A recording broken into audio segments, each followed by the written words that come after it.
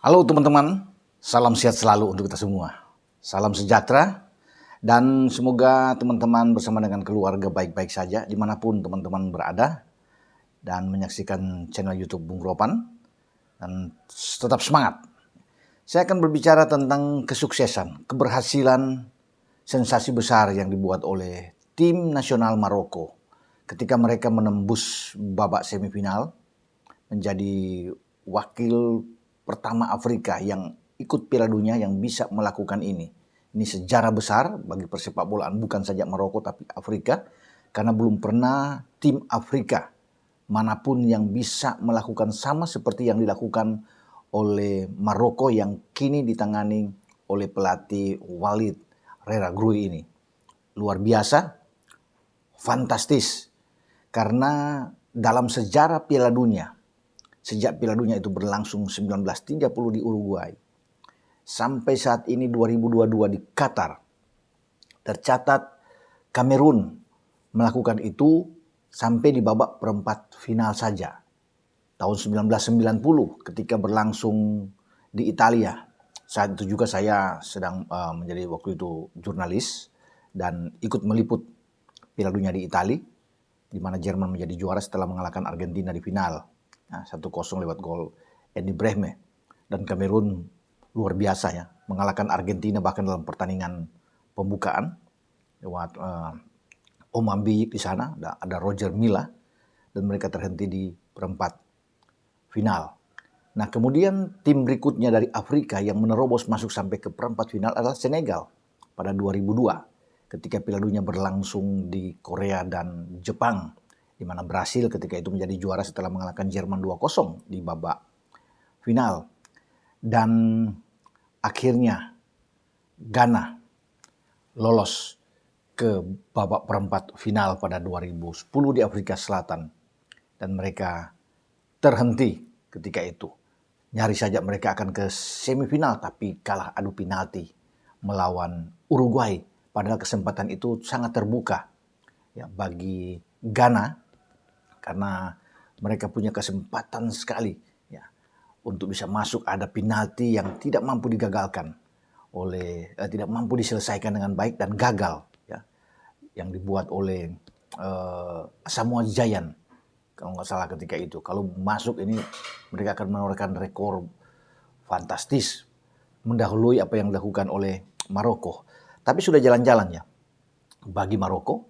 Akhirnya Maroko yang menjadi negara pertama dari Afrika yang menerobos sampai semifinal setelah memainkan dua laga yang sangat berat buat mereka sehingga mereka bisa sampai ke babak empat besar ini.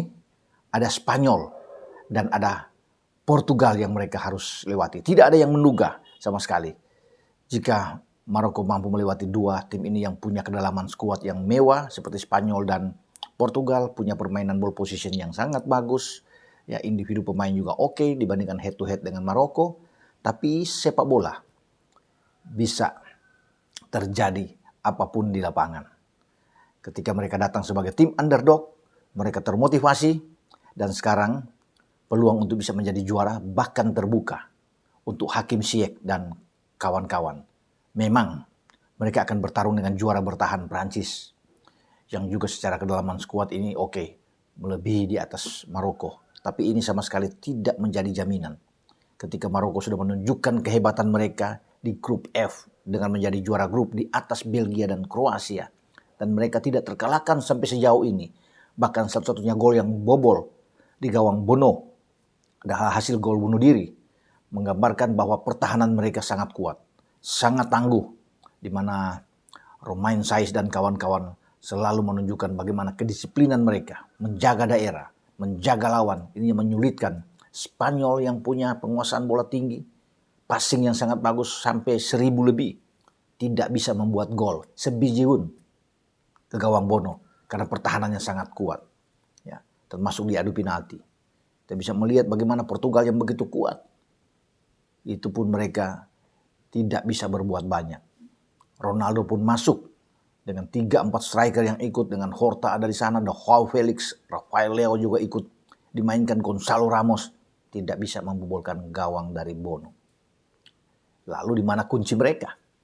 tentunya ada di pelatih yang ada di belakang saya. Itu. Walid Regragui.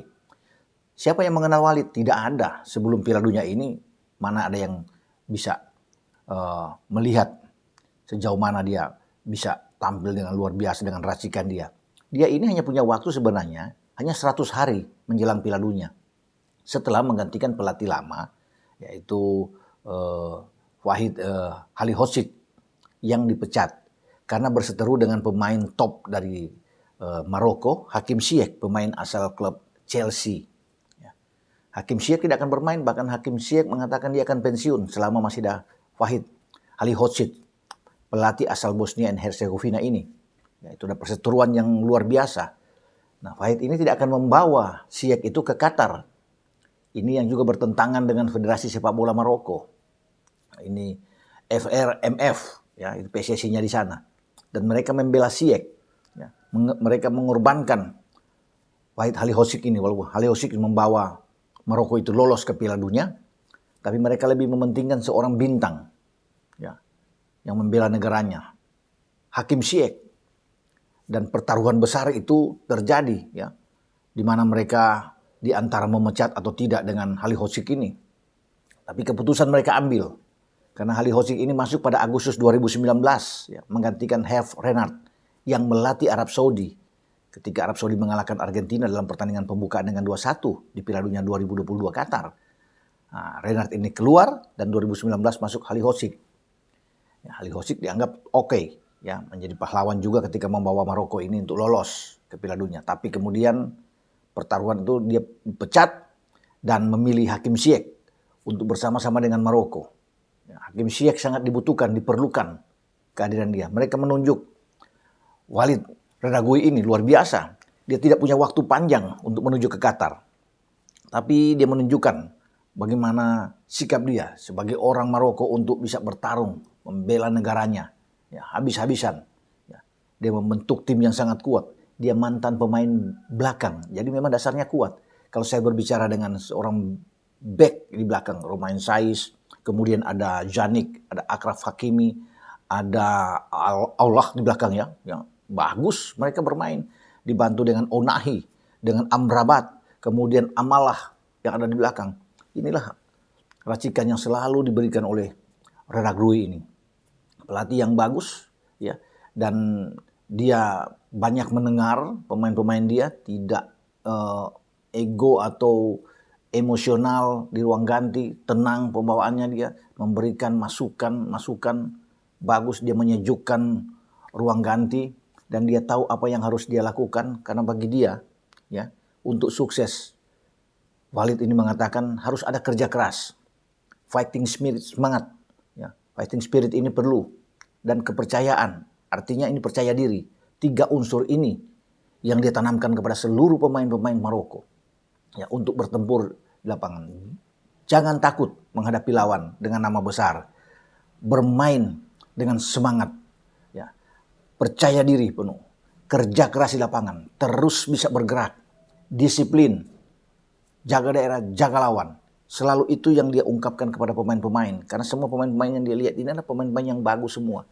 Tidak perlu terlalu banyak dia mendikte pemain-pemain. Karena dia tahu dengan karakter semua pemain. Dia orang Maroko, pelatih berusia 47 tahun ini yang sebenarnya bukan baru-baru amat. Dia pernah 2013 itu menjadi asisten pelatih tim nasional Maroko sebelum dia berhenti. Dia melatih klub-klub setempat, bahkan dia berada di klub Casablanca yang membuat Casablanca ini juara di Liga Champions Afrika 2021-2022. Jadi dia oke lah. Tapi memang orang tidak akan banyak mengenal. Di antara 8 kontestan di perempat final Piala Dunia ini, tidak ada yang bisa tahu. Dia tidak sehebat. Misalnya ada Didier Deschamps, Lionel Scaloni sana, atau Zlatko Dalic, ya, pelatih Kroasia, Scaloni pelatih Argentina, ya. Deschamps pelatih Prancis, atau Gareth Southgate pelatih Inggris, ya, bahkan dengan Fernando Santos, ya, pelatih dari Portugal itu ketika ada di 8 besar. Jadi tidak ada yang tahu persis, ya, siapa Walid ini sebelum dia menunjukkan kehebatan dia dengan membawa Maroko lolos ke babak 4 besar ini. Dan pasti semua sekarang akan melihat kiprah Maroko. Bukan tidak mungkin mereka bisa menjadi juara dunia. Ya, siapapun bisa. Prancis boleh akan mereka hadapi. Tapi Prancis juga harus berhati-hati untuk bisa melawan dengan Maroko. Kalau mereka menembus sampai babak final, kesempatan itu terbuka. Bisa menjadi tim Afrika pertama yang menjadi juara dunia. Ya, menghantam, memutuskan hegemoni, keperkasaan wakil-wakil Eropa, wakil-wakil Amerika Latin yang selama 21 edisi terakhir begitu merajai Piala Dunia. Dan ini kesempatan bagi Maroko untuk membuktikan ini. Ya, mereka bisa meneruskan ketika Senegal juara Afrika kandas. Ya, kemudian wakil-wakil Afrika lainnya, Ghana juga ikut kandas, Kamerun, ya Tunisia ikut kandas. Sekarang tinggal ada di pundak mereka untuk mempertahankan nama besar, harga diri Afrika dan juga tentunya Maroko. Dan kita bisa melihat bagaimana selalu starting 11 yang ditampilkan oleh Walid Regragui ini adalah starting 11 terbaik. Namun dia harus berpikir karena Romain Saiss, pemain belakang yang sangat diandalkan dia ini mengalami cedera. Masih ada Aguerd, ada Dari yang bisa dimainkan. Tapi mungkin tidak sehebat dari Romain Saiss ini yang berada di Wolverhampton. Ya, dan kita bisa melihat di depan juga sangat menakutkan dengan Hakim Ziyech ada di depan, Bafana Boufal, ya Youssef En-Nesyri yang mencetak gol satu-satunya ke gawang Portugal dengan lompatan yang sangat fantastis, yang sangat tinggi, tandukannya yang luar biasa. Dan ini akan menjadi 3 elemen penting di garis depan Maroko untuk bisa mengejutkan Prancis. Prancis memang punya pertahanan juga yang oke. Dengan Dayot Upamecano, Rafael Varane, ada Theo Hernandez, ya. Kemudian ada Jules Koundé. Tapi mereka bisa dibongkar habis. Ya, bisa diterobos oleh Hakim Ziyech, En-Nesyri, dan juga Boufal. Cara mereka bertahan, menumpuk pemain di tengah, melakukan counter attack dengan baik. Itu bagus sekali yang diterapkan oleh Regragui ini. Jadi saya melihat tidak ada keraguan sama sekali dengan apa yang ditampilkan oleh Regragui, terutama dalam cara bertahan karena dia mantan pemain bertahan yang kuat di tim nasional Maroko ketika dia masih bersama dengan Maroko. Nah, menariknya bertarung melawan Prancis di semifinal, dia bisa berbahasa pintar ya, lancar berbahasa Prancis. Dan rata-rata pemain Maroko itu kan sangat dekat dengan Prancis, itu semua bisa berbahasa Prancis. Inilah hebatnya pertarungan antara Prancis dan Maroko. Dan dari 26 pemain yang terdaftar di Piala Dunia 2022 di Qatar, hanya 3 pemain yang bermain di klub lokal setempat. Selebihnya itu bermain di luar, di liga-liga Eropa yang tersebar, bahkan di Timur Tengah juga mereka ikut bermain. Dan ini memang suatu hal yang luar biasa bagi tim Maroko.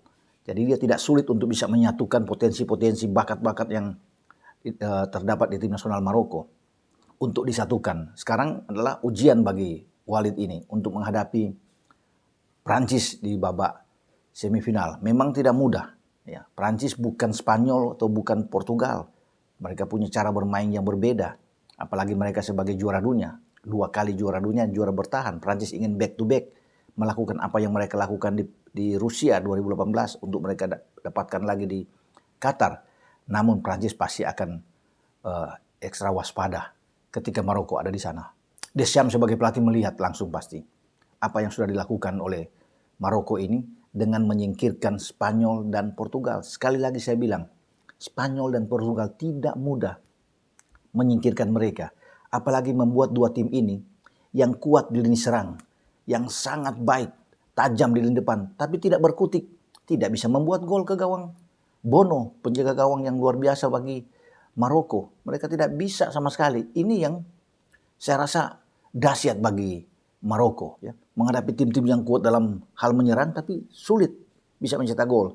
Prancis juga bisa mengalami hal demikian. Ada Olivier Giroud, ada Mbappe, memang ada Griezmann, ada Dembele di sana, tapi sudah ada faktanya bahwa Spanyol tidak bisa berbuat apa-apa. Mau Dani De Olmo, Morata yang ada di sana, Asensio, ya, Ferran Torres, mau Gavi, Pedri, Busquets tidak bisa berbuat apa-apa, ya. Termasuk Portugal yang saya sebut tadi dengan nama-nama striker mereka, ya. Tidak bisa, termasuk Bruno Fernandes, kemudian dengan Bernardo Silva, ya. Mau di depan ada Gonzalo Ramos, CR7 masuk, Leo masuk juga, Joao Felix, tidak ada sama sekali ya kesempatan buat nama-nama ini untuk bisa membobolkan gawang dari Bono.